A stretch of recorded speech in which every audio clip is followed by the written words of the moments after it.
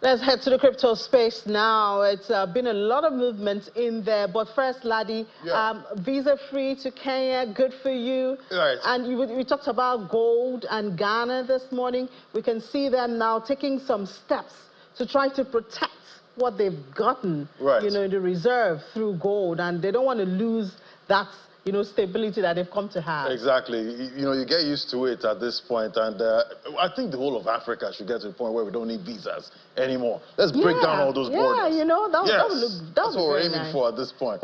All right, let's get a check on what's playing out in the market now. It sits mostly green on the screen there with Ethereum, deep green, 6.51% up. Let's look at the top headlines now. We're seeing most of it's crypto week right now in Washington, but we're seeing some of those bills there being blocked. If you look at the headlines, then we see Pump.Fun has generated over $60 million in fees for Solana. Yeah, that's one of the platforms where you launch some of these meme coins there, generating a lot of money for Solana's platform. Then we see Big One Exchange, that's lost about $27 million there.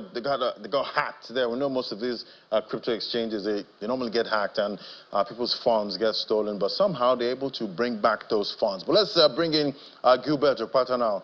He's a team lead at Smart Investor Lodge. Great to have you, Gilbert. Yeah, greetings, Mr. Laddie. Great to be here. So, yes, what are the smart investors looking at in the market right now? We're still seeing there's some kind of blockage there happening with the Genius Act and other crypto bills. Okay. In a bid by Donald Trump to make the U.S. the undisputed unquote, ahead of China and Europe, led to this the three bills, which is the Genius Act, which was meant to create rules for stablecoin clarity. I think the clarity was so important because there have always been fight for jurisdiction between the SEC and the CFTC, and then the anti-CBDC, surveillance act. But then the one very interesting thing happened, in Congress, because the Congress was supposed to, move on this, is the fact that even though they argued among themselves, a lot of Republicans still sided with the Democrat to block the process. For now, this is just on hold, and it is not dead because it just hit the wall. And if you notice some of the argument was that some Republicans want all of these bills to be in one page, while the Democrats, some of them are concerned about weaker consumer protection. Some of them think that there is some kind of strong anti-CBDC language and some things that this bill has been pushed to benefit Donald Trump ties with cryptocurrencies. And then, more of the Republicans also still disagreed with some kind of strict rules for banning CBDC. But when you look at the kind of argument that was made there, I think that they were just doing what they were supposed to do. And so this is procedural and not final. I think that the next phase will still have to be putting the bill together and then continue, on whether they have to ascend on the bill or not. But so far, I don't think anything really messy has happened.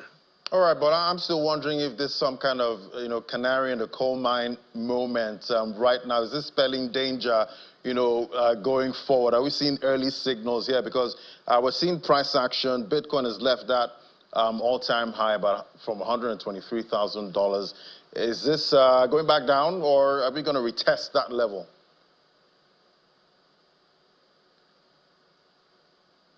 Hello. Okay, Gilbert, can you hear me? Did you hear my question? Hello, I lost you for some moments. Okay, so I'm asking if, the blockage we're seeing No, there. I couldn't hear the question. Okay, the blockage with the bills there, is this spelling early signs of danger for price action? That's for Bitcoin.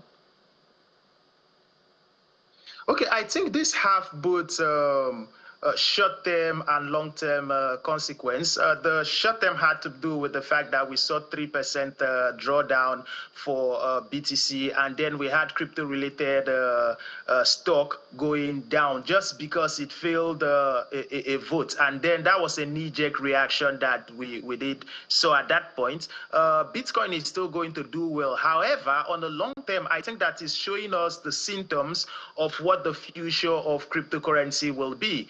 It's about power, it's about control, and it's about privacy.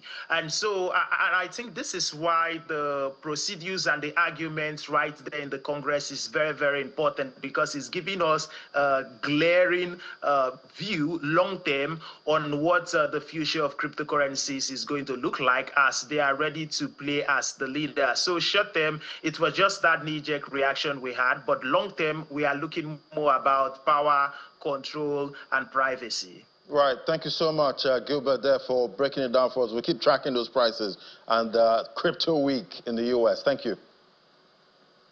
Yeah, thanks for having me.